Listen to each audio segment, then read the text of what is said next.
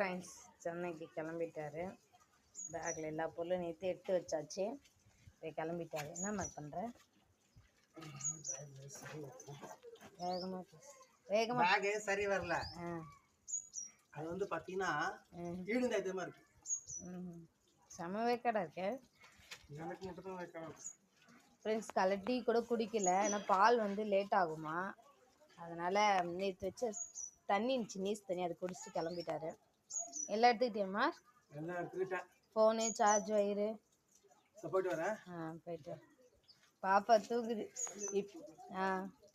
இப்பயாச்சும் பரவாயில்ல, பெருசானா பாப்பா விடாது. என்ன மறந்துட்டியா? பாப்பாவை பார்க்க போறாரு, அவர் பொண்ணை பார்க்க போறாரு.